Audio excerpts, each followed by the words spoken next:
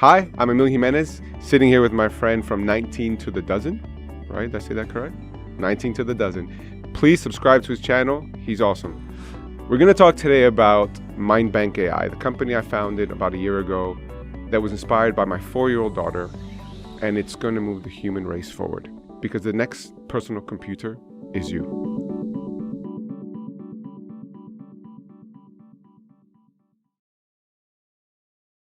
Awesome. Thank you for such a nice introduction, Emil. Thank you Awesome. very much. Thank You're you. such a gentleman. I'm in great company. So tell me about Mindbank. So Mindbank is a wonderful, wonderful story. I have a 6-year-old daughter, but about a year and a half ago, she was 4 years old. And we were on a train, and she was playing with her iPad. And for the first time, Siri popped up on her iPad, and she was wondering. She goes, "Daddy, what is this?" And I said, wow, okay, this is a good opportunity for my daughter to practice her English. Because she speaks she speaks Spanish and Czech as her mother tongue. I speak English at home, of course, but I really wanted her to speak Spanish. So, let me improve her English by speaking to Siri. So in English, I say, honey, Siri, she's like a friend. Ask her a question. Say, hi, Siri, and ask her a question. I don't know why I say her, but for me, Siri is a female, but whatever. And the most wonderful thing happened because my little girl, she says, Siri, do you have a mommy? And then she asks Siri, hi, Siri, do you have toys? Do you like ice cream? And she started having a child conversation with Siri, just like as if she met a friend in the playground, asking Siri many questions and laughing. And of course, Siri is not programmed to have this type of conversation, but the conversation was still interesting. Some funny things, some stupid things were said. Mm-hmm. And my daughter enjoyed that moment. And literally, if you sat where we were sitting, it's one of those intercity trains.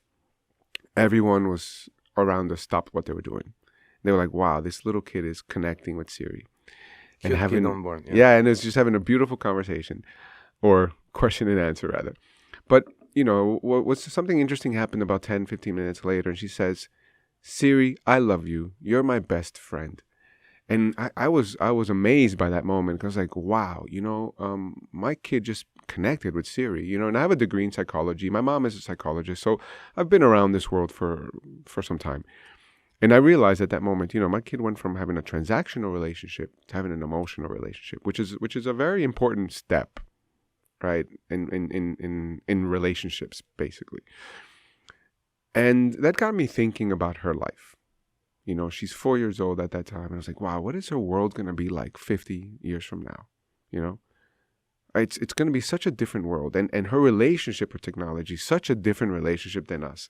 I had my first computer when I was 5. I like this, yeah. I was 5 years old when I had my first computer. I can totally relate to this, yeah. Which is very, different. And I remember being 6 or around that age, maybe even 5. And my brother showing me how the computer can talk. And it would talk like a robot, but I found that fascinating. Microsoft Sam. I don't even remember what it was. I don't even remember what it was. I was 5, I don't even remember. I don't know what it was. I should ask him. But I remember that moment, and I was like, wow. And it's a part of your head. It just sticks somewhere in the back. But I started thinking of it from a philosophical perspective and seeing what is her world going to be like, And I understand how Siri works. It's just an interface to a database. And then I said to myself, you know what? How can I be that database? How can my wisdom, my story, my love be that database so that my daughter can always ask Daddy a question? So she can always say, Daddy, I need your help. Daddy, what would you do in this situation? Or Daddy, how did you meet Mom? Okay. There's simple life questions that are, or Daddy, why did you divorce Mom? Okay. These are deep questions that sometimes kids or family members or people only get one side of a story, right? There's almost 50% of the world is divorce, right, of marriages in let's say Western world. A lot of those, the fathers don't see the kids that much, So you have this issue there, but that's not the point, really. The point was like, how can I live forever for my baby girl? Immortality. And I was like, wow. And what's interesting, I was getting my MBA at the time, and the program had a module in San Francisco, and we had a task: create a product for the aging population. Okay. So my brain was kind of like looking for inspiration. And then when my daughter had that moment, it was like the heavens opened up, the light bulb went off, the world stopped. You know what I mean? We were flying on a train, I don't know how many miles, kilometers per hour. And it was just like, joof, boom. It was a transformational moment for me. And I hope for mankind as well. Because what's interesting is, yes, it started with me wanting to live forever for my baby girl. But the reality is this is so much bigger for mankind. The personal digital twin platform that we're creating is literally, in my view, the next evolutionary step of mankind. And just for everybody to know, they can find it at Mindbank.ai. You also have a YouTube channel with the same name and Instagram with the same presence, of course. And LinkedIn and everywhere. And but of definitely, course, LinkedIn and everywhere else, yeah. So if you want to sign up, go to the website. We are taking pre-signups at the moment. We have over a couple hundred, over 1,000 signups. So please sign up and you'll get your pre-sale offer that's coming out soon. We should have gotten a 19 to the dozen hashtag somehow, and like our subscribers would get us. We can put it in the text, no worries. Okay.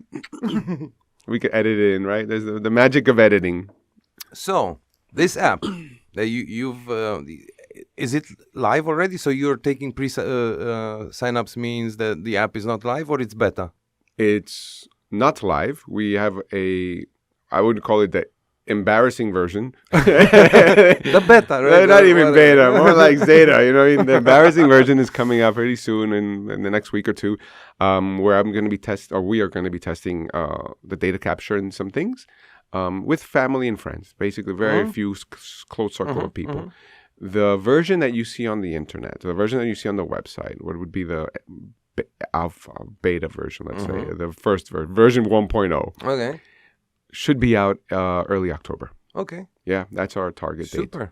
So it's been a long time in the making. It's been completely bootstrapped for the last year from me, and finally we're getting some investors coming in, and definitely that helps. And it's energy. Every dollar is energy to the company. This was going to be my next question. So from that moment in San Francisco when you had the idea, did you pitch it already then? No. Okay. So No. This is interesting enough. I had the idea in January. I didn't incorporate until August.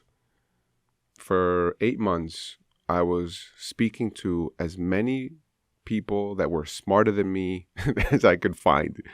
And you'd be surprised how open people were to the concept and just to hearing me out.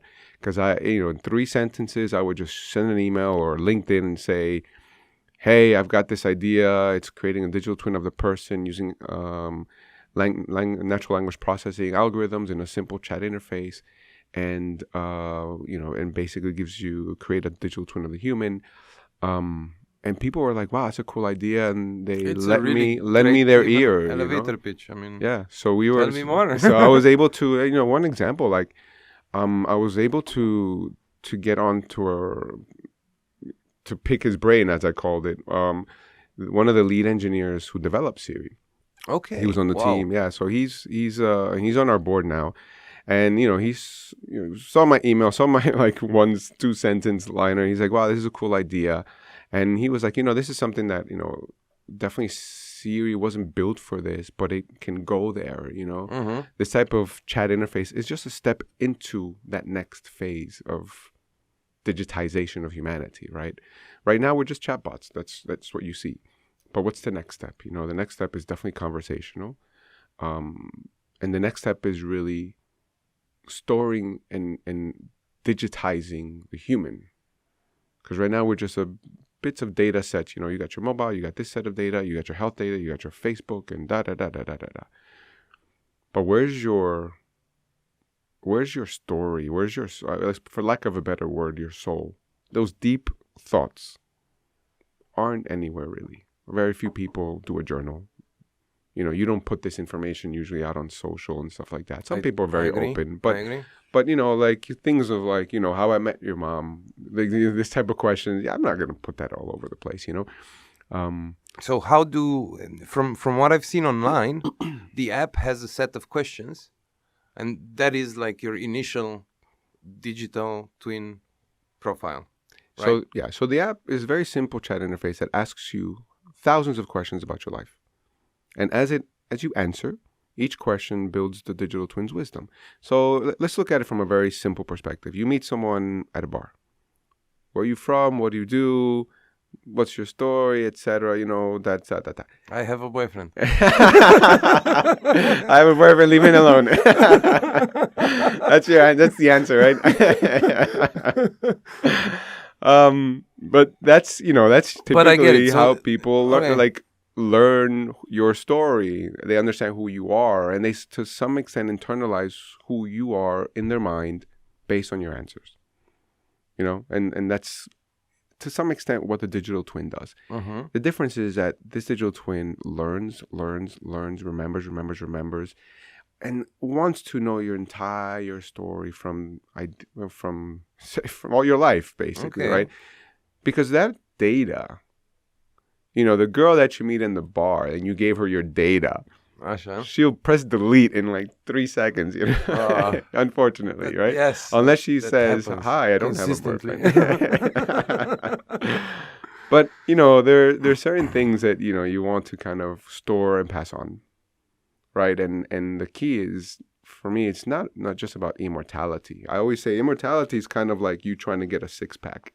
You don't go to the gym for this, you know, you maybe get started because you're like, yeah, I want to be fit but what keeps you going is those little incremental improvements in health and in feeling, you know.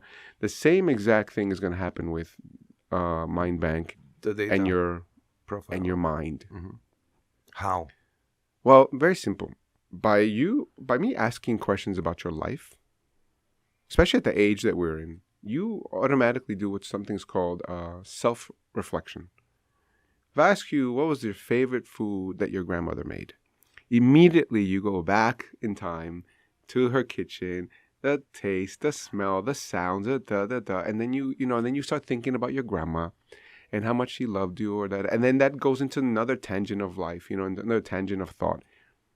Right? That's a beautiful question and journey, mental journey, that to some extent, you know, you haven't revisited in a long time, probably. And is Mindbank gonna do that?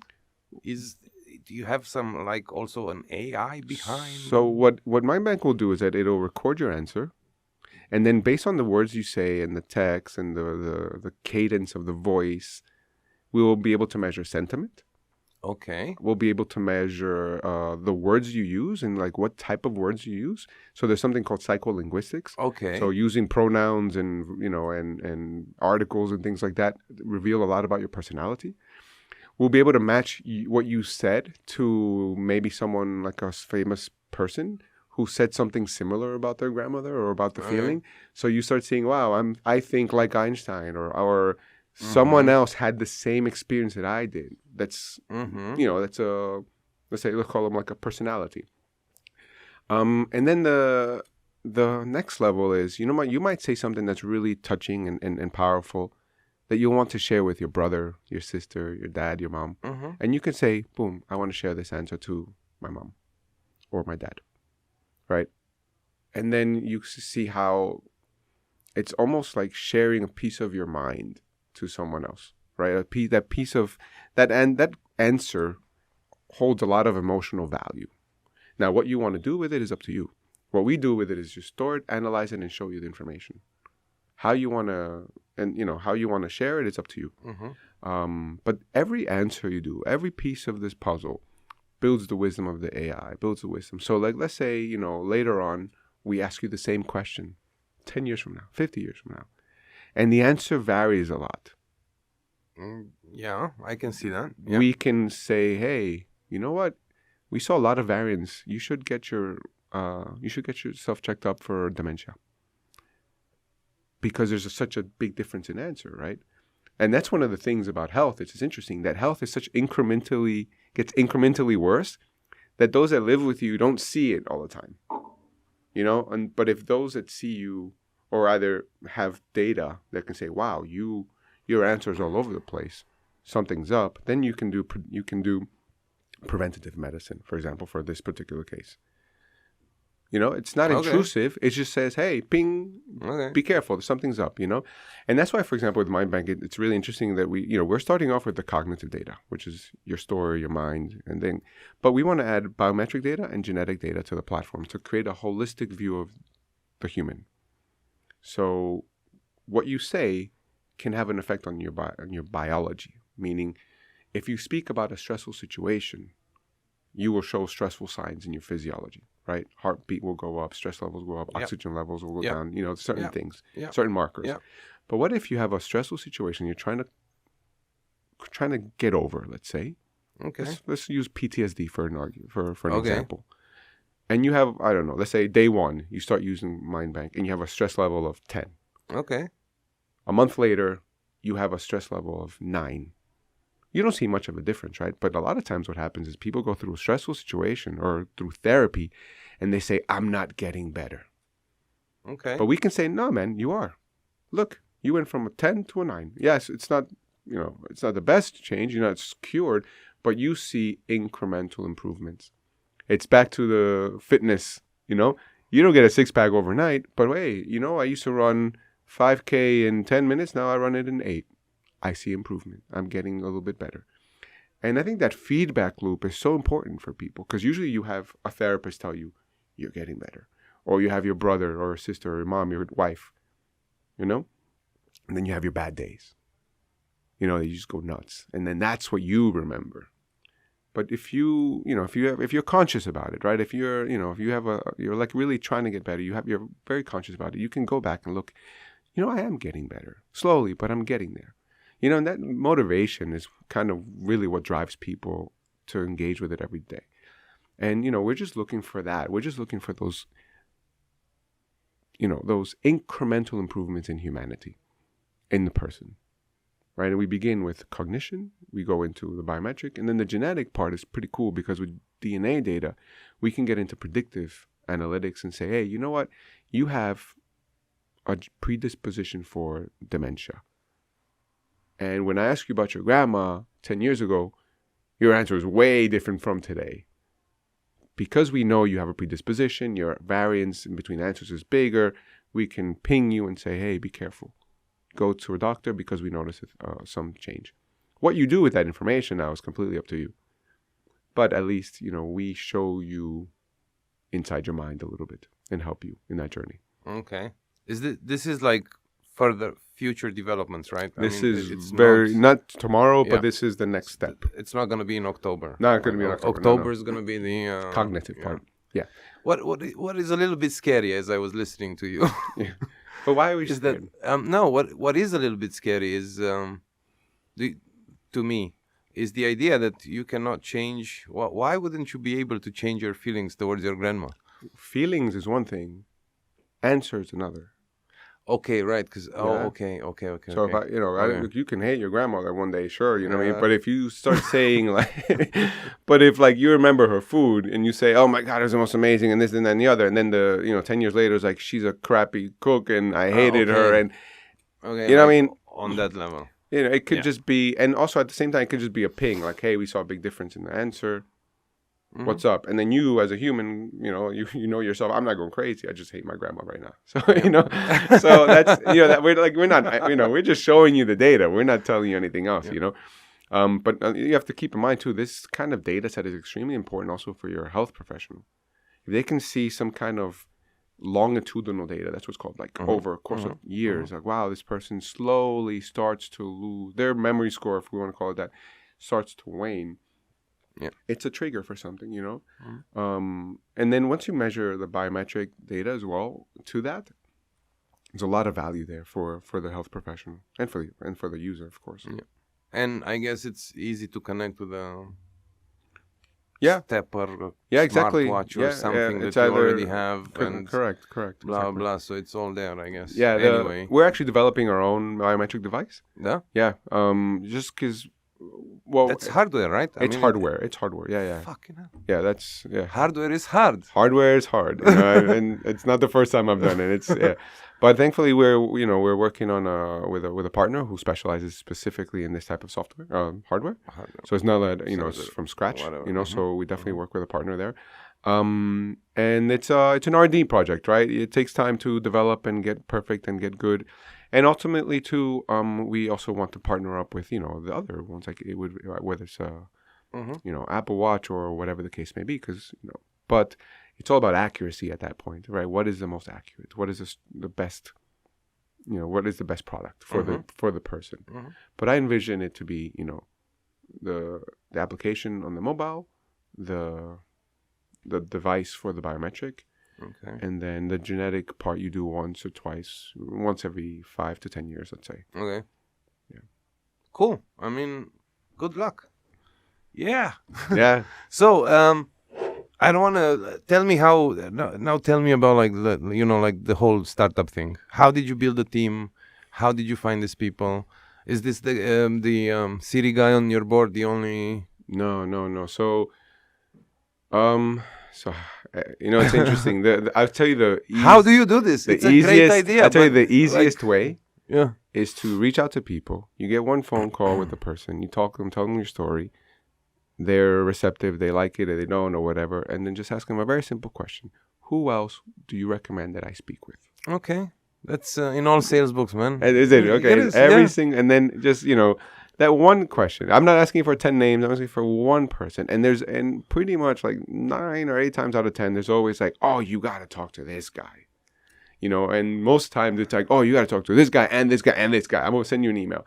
And then, the one meeting ends up 3. And you guys at home, if you know a guy that would enjoy this conversation, send it to him now. Exactly. So it's that simple, and I think there's something, my other company is called Passion Communications. And one of the things we say is passion is contagious. Passion is contagious. So when they talk to me and they feel what I feel and they hear the story of my daughter, they know that I'm not BSing. It's a good story. And it's a true story. It's a very touching, it's a very human story, So they know that I'm legit. I'm not here to make a quick buck. This is my, I would call it my legacy project. It's not like a one and done. And this is for life here. This is my intention is to be on this for as long as I possibly can, and hopefully a little bit after with my with my digital twin. So just to put in perspective, my measurement of success is when this technology, Mindbank.ai, is on another planet. Whoa. That is literally when I can tell you, hey, guys, we made it. We did something. We've made 6 years. Yeah, we know. As things are going, it's going pretty quick. We just need to reach Alan, and that's it. Yeah, but yeah, I can just imagine a world where we send, an interplanetary or intergalactic robot, right? That, gets sent out, and then it'll take him probably 50 years, 100 years to reach another planet. And then through some kind of laser quantum physics data drop, Mindbank gets updated with whatever data set is the data set. And then that person, that digital twin, can be in that planet. And it could switch. Cause imagine if you have, the head of the UN as the representative for us in another planet, and then and politics change, and then it'll update, and it's you representing over the air update of your digital twin, of your personalized digital exactly. twin. But I think or it's a like amalgamation of all humanity of a platform into one entity. That could also be interesting, which is called the internet basically. But if you think about it, But it's there's so many things where it can go, and I don't want to predict the future, but I have goals, and and I have and that's the goal. It's like, okay, when this technology is on another planet, I know we've done something awesome. Cool, awesome. I don't know what to say. To the moon and beyond, I guess. To the moon and beyond. A really nice quote I found the other day was "Per aspera ad astera," and it's hope to the stars. Yeah, something like that. It's Latin, and it's through struggle to the stars. That's how it's translated. Per aspera. That's the struggle. Yeah, aspera is struggle. Something that's aspera is rough. Yeah, roughness. Aspro. It's the language. Yeah. Cool. So, okay, and do you have a team now? I mean, so back to your team question. Yeah, sorry.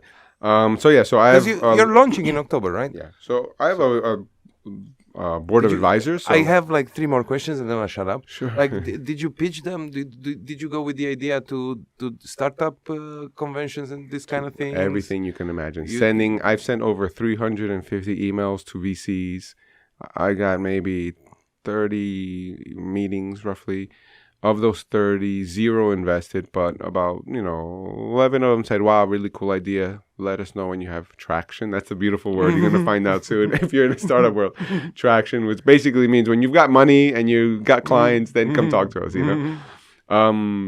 But I've been very lucky, and I've got a few angel investors that really believed in the idea, believed in me, believed in the mission and the vision, and they said, "Wow, you know what? Here's some money." Not a lot, we've raised almost 200K USD, and definitely not what our target is. But that's enough for me to say, okay, I can be 100% dedicated to this. I can build the prototype. I can have my team just working on this stuff for at least until just get us off the ground. Yeah. Right, and that's a very key number. And then we're already raising our seed round at 2 million. I started that literally yesterday. Cool. So cool. Good luck. Yeah. So good luck. Another knock on wood here. But yeah, with the team, I have an amazing team of advisors, and let's start with Ahmet, who's our ex-Apple, went to Salesforce. Now he's in Microsoft. Super smart AI guy. Then there's Russell, he's 86-year-old anthropologist, and he was studying social networks before social networks were even a thing, and he's a specialist in linguistics and social networks, and he's a brilliant guy, and he helps us see the platform from a human perspective, because okay, you're the personal digital twin, you're a person, but you are part of society. So your twin is somewhat of a representation or a makeup of society. So we keep that in mind, right? You're not just an avatar that's flying around in your little world, containing all your wisdom. You're part of society. So you have a responsibility too as well.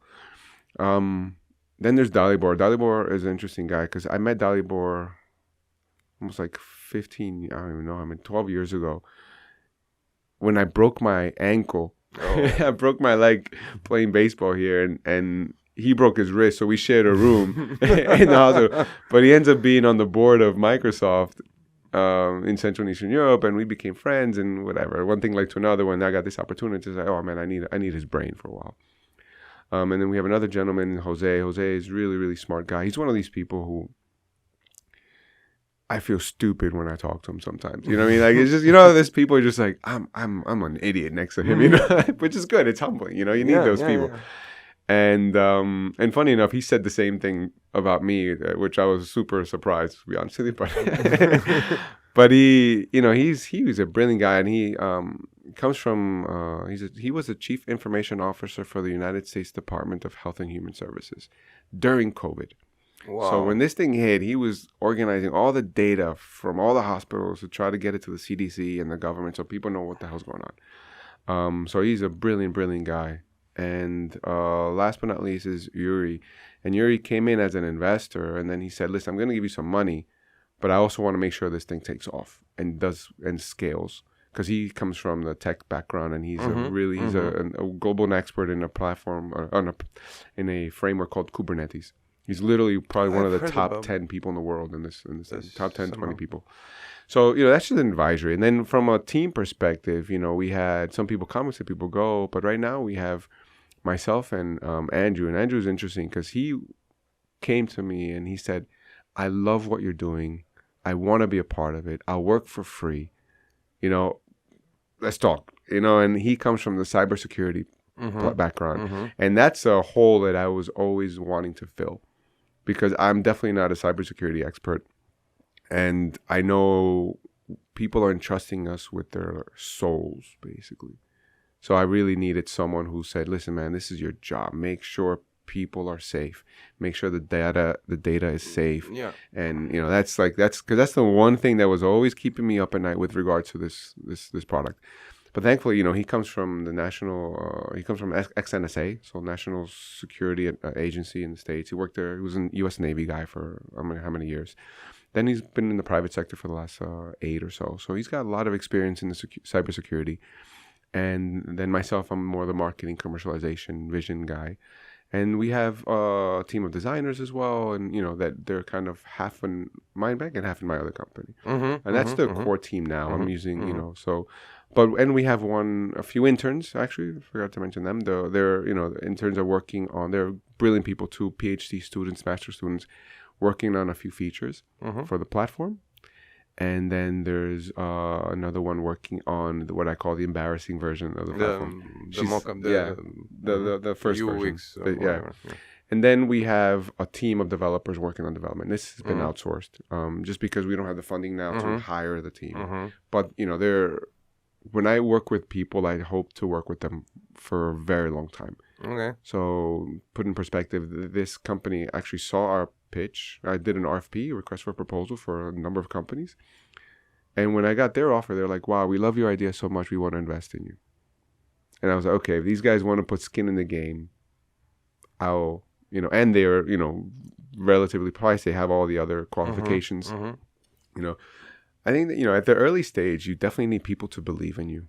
Yeah, because you're the only one right that's now. True. And your mom and your brother, and but it's always when you get that validation from people and say, "Wow, this is a cool idea. Here's some money."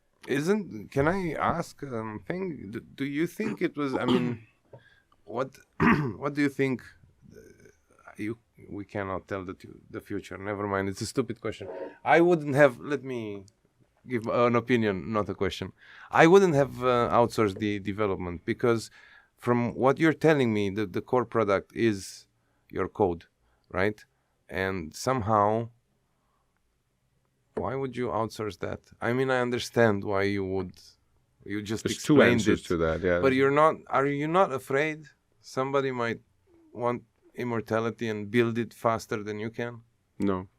Huh? I start with, why I didn't do it in-house. I tried to do it in-house. Okay. I tried bringing in person, build... I don't know the startup I tried scene doing... more than, what we know. But I mean, yeah. what we know together. No, my question is this normal in tech startups?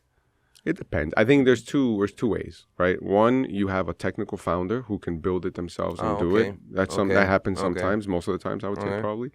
Then you have someone like myself who doesn't have a technical background but can project manage and knows a bit of tech, to either hire someone, the first hire, let's say, to bring on a technical founder, bring in, great, or bring in a team externally.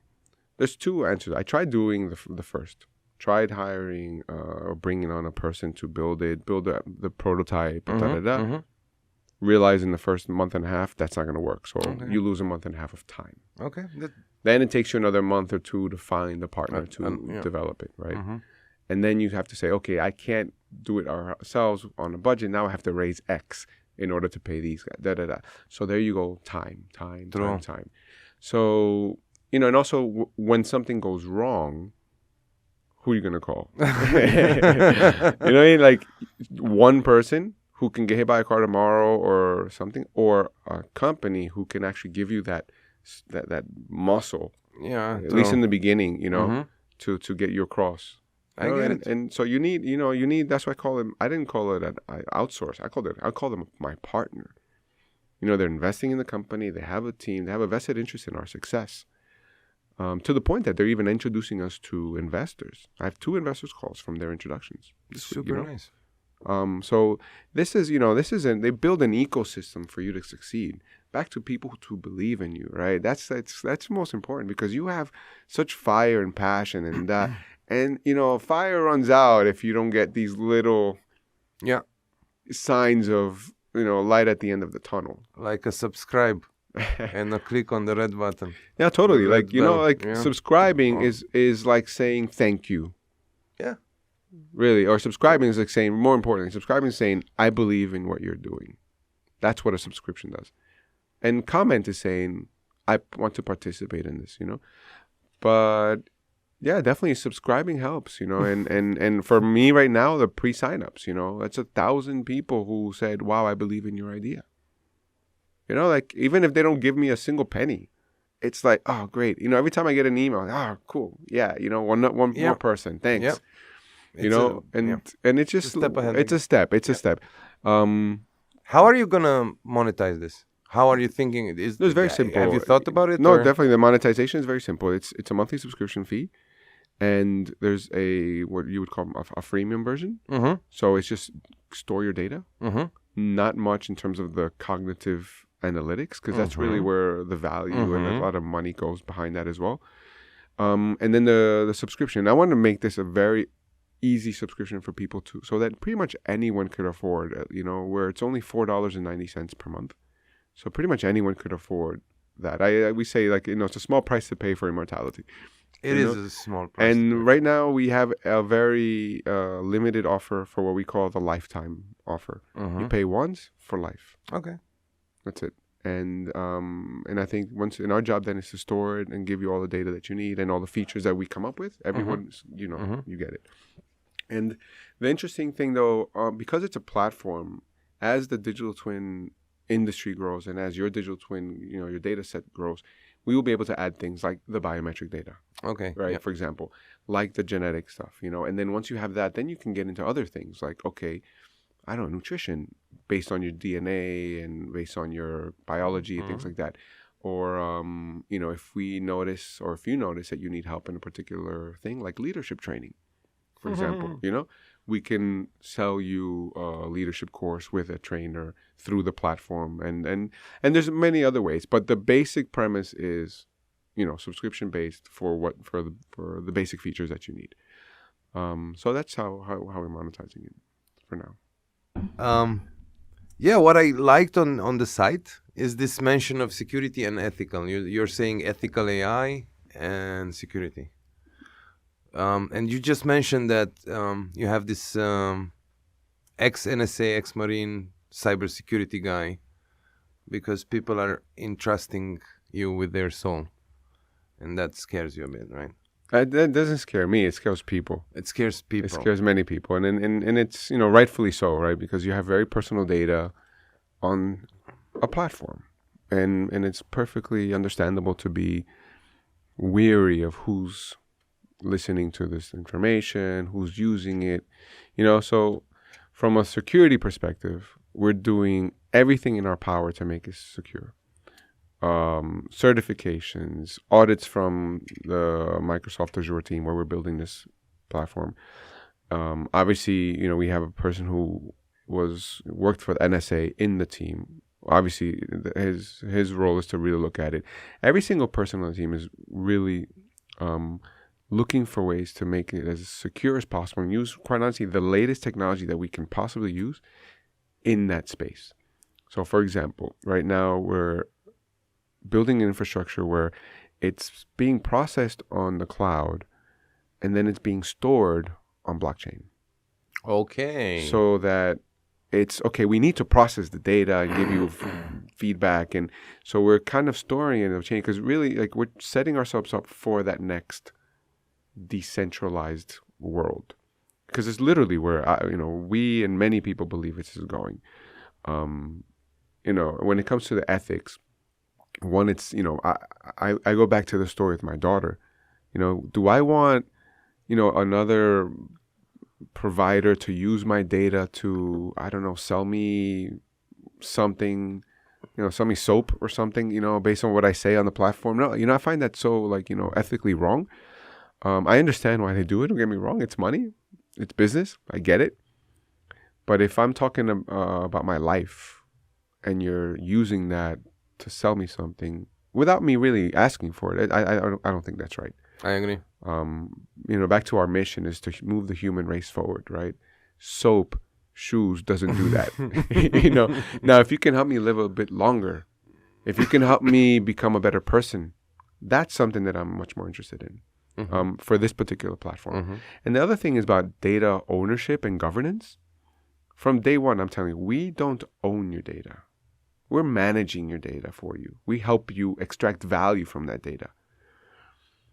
But the data is owned by you and your family and whoever. You know, the day you say, I want my digital twin to be deleted, goodbye.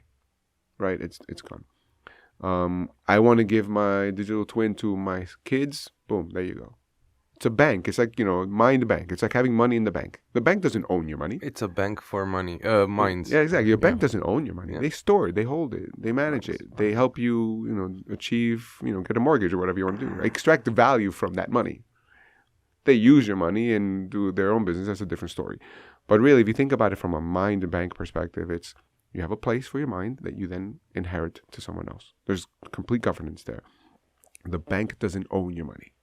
Right? In a similar case, we don't own your data. We help you manage it, we help you store it, and extract value from it. So conceptually, there's nothing new, and from an ethical perspective, the world is becoming decentralized when it comes to money, when it comes to people, when it comes to data. Although governments and people are trying very hard to centralize, it's a natural progression, right? But inevitably, I think it's going to go into a decentralized nature.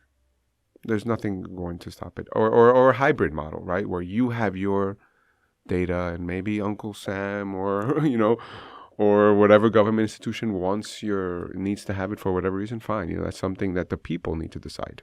It's not for our decision. It's not us to decide. It's the people to vote, and the government says, and we will, of course, comply with what the laws are. But from an ethical perspective, if you can say, this is my data, this is mine, and I can give it to whoever I want. That's the key. Consent is the key word here. Cool. When you say data is going to be stored on the blockchain, I know on which, or are you going to have a mind bank token? No, that's not in the plan now. That's definitely not, it's a potential, of course, because if you go into that space, of course, it's a possibility, but definitely not in the short term. Let's put it this way. Which particular chain? We're kind of investigating a few right now and doing some tests on a few. One that we like the most currently is called Iota. And they're not very well known, but for this particular use case, for what we're doing, I would say it's not even a blockchain. It's more like a block mesh. Because it's kind of a chain is a chain, right? One, validates the other in a chain. Yeah. This is more like this grid here. Your data's here, but these guys validate you, not the chain. Right? So it's a mesh structure as opposed to. At least that's how that's how it was explained to me. I'm not the tech guy here. But definitely Iota seems like a very interesting technology. And it was recommended to us by one of our advisors, and then we looked into it and was like, wow, okay, it could be. And of course, there's Ethereum. There's another one that we're looking into. So those are the big players that we're looking into now. So we'll see. We'll see where it goes. Stan, did you have anything? Did you have a question? I wanted to ask, because we were speaking before, like you were saying where you are from and stuff, maybe you jump into this topic. Okay. But you said you are from New York. You grew up there. Yeah. So, I like I always say it the same way. It's like I'm the only gringo in the house. I was born in New York City, family of immigrants. My dad moved in 1966, 67, I think it was. And my brothers were really young at the time. They were like 4 and 5 years old around this. I mean, my dad actually had to come because he was somewhat of a political asylum, basically, right? Long story, but there was a coup in the Dominican Republic. Then my dad was a military person at the time, and a few years later, him and 10 other guys did a coup against the coup. Wow! And there was a huge civil war, and all kinds of stuff happened. And then after the peace treaty, he had to leave the country because they didn't win. I guess they didn't win. Otherwise, you'd be the son of the. I'll put it this way: son of somebody. On the short, like in 1967 or 66, when this happened, they didn't win. 50 years later, they won. They won. In the sense that, like, if you see the way... In the sense in which Venezuela has not won yet. Precisely. Or if you see how other Latin American countries ended up, and you see the context, and you see it in that context, they won. So, and my dad, there's a street named after him and all this stuff, and like, so in that context, you see where kind of home I grew up in. My dad's from military background. My mother was a teacher and counselor and psychologist. So we were very, I say, academic family and things like that. And I grew up in New York City. When I was around a few months old, the president that my dad was defending won the election again. So he was able to come back, gave my dad a job for a while. And then during those years, what I call like my infancy, I lived in the Dominican Republic. Mm-hmm. So I was like, between about 1 to 5 roughly. But all my schooling was in America. So I came back, was in New York City until I was about 14, where I then went to, got a scholarship to a prep school just over the bridge in New Jersey. So I was still in the same area. And that's one of those, there's certain transformational moments in your life, right? When you start going to school, like so far away from home at 14? No. Going from living in a ghetto to living with probably the richest people in New York City. Oh, okay. Yeah, like literally, that's kind of what happened, where, I grew up in a neighborhood in New York City where, I'd be playing, like, honestly, I would sleep, my bed was lower than the window because there were stray bullets that would, from time to time, not hit our window, but obviously it was a thing that happened, right? So my bed had to be under the window. When I was, one of my best friends when I was about 11 shot himself in the face with a gun that was in the house, and I was around drug dealers and prostitutes since I can remember, you know what I mean? And it's just they're part of society, you know what I mean? You grow up with a crackhead telling you, hey, Emilio, don't do this, man. Don't do this shit. You know what I mean? That's a strong, right? like, don't do drugs, commercial. When you got the local, I didn't have Stretch. this crackhead. Literally, his name was Stretch. I don't know his name, but his name was Stretch. Tall, skinny black guy. Telling you don't do drugs. And I grew up in that context, right? And it's funny. I tell my girlfriend and stuff that he's like, I'm the kind of guy. I'm always looking in the room. I'm always seeing where the exits and this stuff. And I think it comes from that time that I always had to be aware, like who's around me, what's going on in the corner there. Oh, that looks like it's gonna be something. Let me get out of here. Mm-hmm. And like many times I'd be playing stickball football and pop, pop, pop, pop, shots would go off, right? And but that's a context, right? But one thing I was, thankful I was always quite smart, so I was always able to kind of excel in school and things like that. So I got a scholarship to one of the best schools in the country at the time. I think it ranked 12th in the nation or something like this. Ivy High School, and so that it's what I meant transformation was like you're able to take a kid with potential and put them in an environment that is so different and so transformational for his life or her life, and that was it was a government program called the Better Chance. So basically, I'm gonna put a percentage of the revenue from Mindbank will go to fund that program because it completely changed my life. Completely changed, and not just mine. There's about 120 kids every year or so that go through this program since the 60s, right? So it's changed a lot of lives. I'm just one story. Cool. I'm just one of the thousands. So that was a transformational moment one that I could remember at least. Then awesome. I went to school in New Jersey in high school, and then I moved to Miami after college, and that's how I ended up in Prague. I went to a program called, I was getting my master's at a school called Miami Ad School and FIU. Yes. And did an internship abroad, meet a girl, and then your career opens up in another country. And I came and worked here for the last 15 years. So that's more or less, how I grew up and stuff like that. And what's really interesting, last April, a few months back, I went back to the village where my grandparents are from and the house and stuff like that. And my grandparents died a few years ago, a while ago. But it's so different going back, right? And the most touching things, I met once again my nanny who would raise me when I was 1 to 5 in the Dominican Republic. Yeah. And it was like the most amazing experience, I haven't seen this woman in, I don't even know, 40-some years, 30-some years, you know? And, and it's like I gave her a hug and it was like going back in time. You know what I mean? It's just like she like hugged me, and honestly, I almost cried because it was just like I was a 4-year-old kid again, saying goodbye to my nanny. You know, and it was really touching. It was a really beautiful moment. And I think you appreciate that more when you're at a certain age and you have your own children, and you show your kids where you grow up. And, you know, my daughter saw where I used to take a bath and play and stuff like that. And mind you, this is a country house in the Dominican Republic in the middle of nowhere, you know?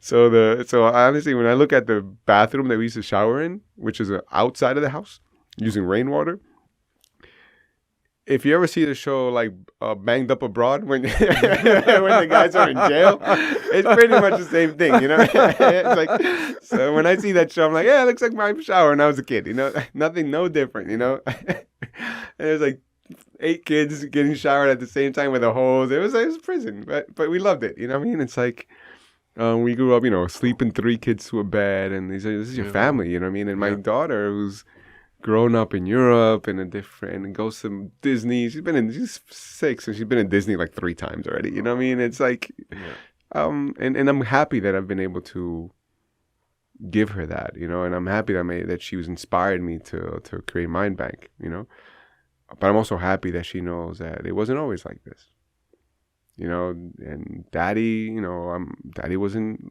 always in this situation, you know, well off, and grandma wasn't always like this. My mother, when she was born, didn't have a floor, like on the floor. It was just, you know what I mean? It was these situations, and it's a beautiful thing, you know, progress, you know, and moving your family forward and moving things forward.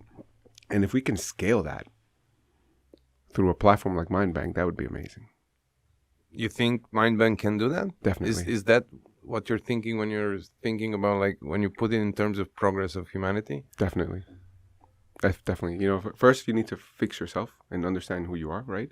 And then once you're definitely centered in that sense, you know, like I mentioned, trainings, you know, leadership training, educational training. Like one of the things we're literally considering working on very soon is how can the digital twin help the person who maybe doesn't have that information that needs it. Like, for example, let's say a farmer in Kenya or something, like some place in third world country who needs to make a decision about what to plant, why, when, where.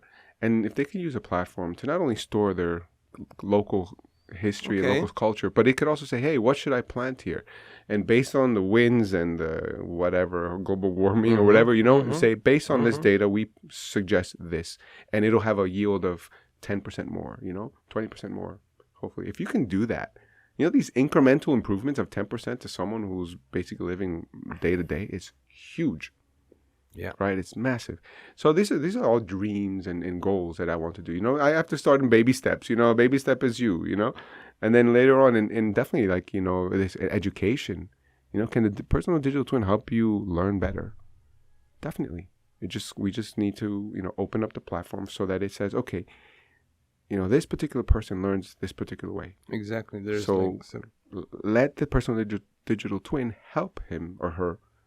Yep. You know, and there's so much that can do. That's why I said it's completely, I don't even say this. Gartner research predicts this is a transformational technology where 1 to 5% of the global population will have a personal digital twin within 5 to 10 years. And as we know, if, you know, 5% of people have it within 5 years, 20% of them have it within 10, and then it goes up from there, you know, and hopefully we can reduce the technology gap between cultures, the educational gap between people, just by filling in that gap with a digital twin. That's the hope, you know. Let's see if it gets there. But definitely, you know, you know, the other thing we're doing with our CSR, which is beautiful, is we're capturing the dying languages and cultures of the world. Wow. So by creating a digital twin of these people, there's thousands of languages that are becoming extinct. Yes. You get excited, you know? Yes. I mean, I now see it. So you now see it, yeah? So I see the thing with the languages, yeah. Yeah. So if we can capture the language, at the very least capture it and say, hey, you know, there's a digital twin of the person who speaks Quechua or some other indigenous. Exactly, yeah. Doesn't mean much, but you know, at the very least, doesn't mean much now. No, exactly. But when there's no one else, at least you can understand, you know, and language is a window into a culture. Yeah. And if we can at least capture that bit of the culture, be able to understand, hear what the person sounded like, it's a beautiful thing, right? It's a really interesting thing. And one thing that our anthropologist, this idea came from our advisor, right? We were discussing, and I was like, wow, let's use it to save these cultures and languages.